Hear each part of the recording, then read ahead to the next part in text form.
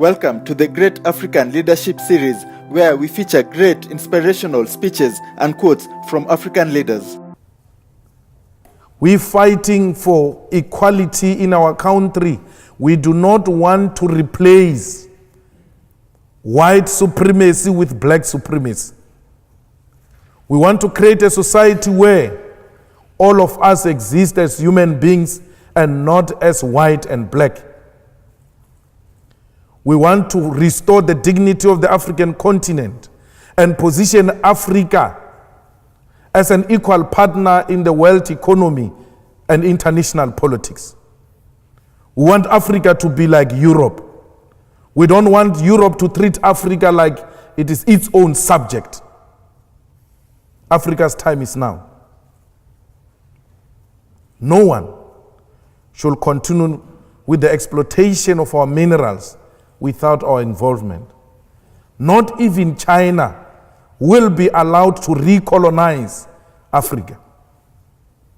We are called economic freedom fighters because we want any foreign direct investment to come and invest in Africa through our own terms and to the benefits of the people of Africa. It might be a dream. Some might think it's not real. But we know we are going to achieve it. For because this dream is not just a dream but a generational mission. It's a generational mission we are not prepared to sell out. We want to restore the dignity of African people. We want to ensure that African people are equal partners in trade, in politics, in every subject that the world is debating. We want to follow in the footsteps of Nelson Mandela. Because Nelson Mandela, when he left his term as a president, he said the struggle continues. He said so because he knew that political freedom without economic freedom is incomplete. People cannot eat a cross. People want to put bread on the table. So, like many African leaders, we have committed not to betray the dreams of those who came before us. Like many African leaders, we want to unite the people of Africa to have a common agenda and common purpose. We want Africa to unite and Africa to reclaim its land and its resources. The EFF speaks about expropriation of land without compensation because we know that when the land was taken in Africa was through genocide. Why would we reward genocide? We cannot reward genocide. But we want land because land guarantees us of the sovereignty of South Africa and the African continent. We cannot claim to be Africans, yet we have nothing to show as a proof that indeed we are Africans. For because we do not even have title deeds to prove that we are the owners of the land, we have nothing to show. When you go into mines, it's multinational companies. When you go into banks, it's multinational companies. When you go into monopoly industries, it's multinational companies. We cannot even own and protect our own agricultural sector with our fertile land in Africa. Because Europe and the entire developed countries use Africa and South Africa as a dumping site.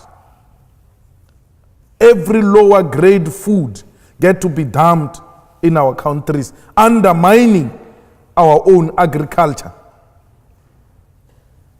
When we say those things, we are called communist, we are called anarchist, we are called radicals, because we must continue to bow before a white supremacist. We're refusing that. We're refusing to bow before imperialism and colonialism.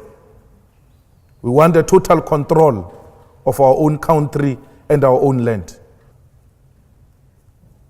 We will rather die for a dream that is going to be realized by many generations after us. even if we don't realize it ourselves.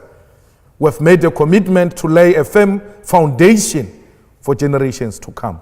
We seek to inspire confidence amongst many, many, many African masses that they must stand on their own.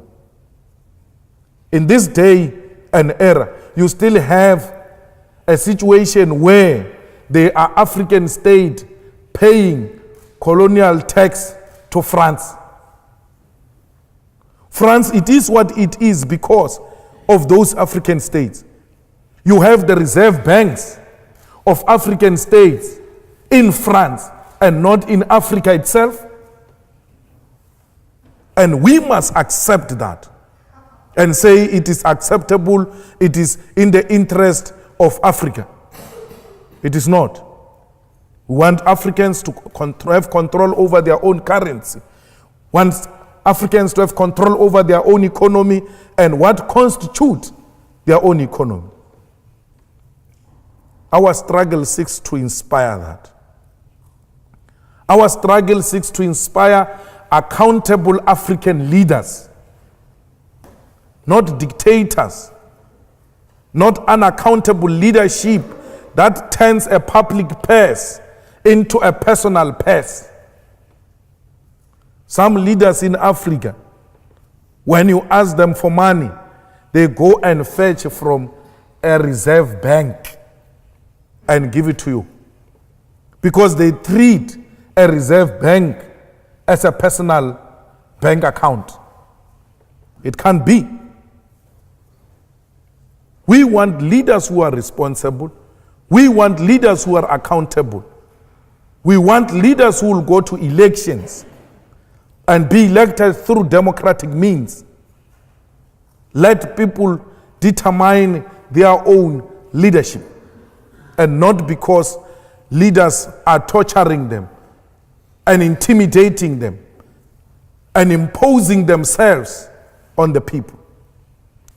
In the whole of Africa, I met some of the students earlier, some are doing research in Africa. You must go and check the facts.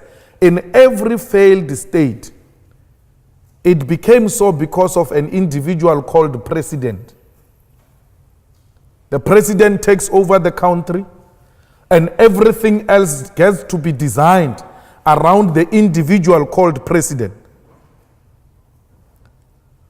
They move from a democratic rule to personal rule. They respect individual more than the state institutions. If a president does not like a red beret, a law is passed that all red berets are banned in this country.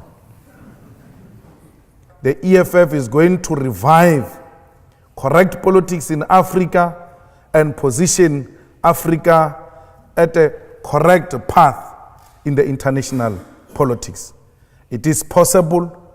We have taken that position, and many in Africa are willing to follow. We need your support. We need you to commit that Africa should not be a playground of the rich, because Africa is not a desert, but a continent where human beings are found and they must be treated with respect and dignity. Thank you very much.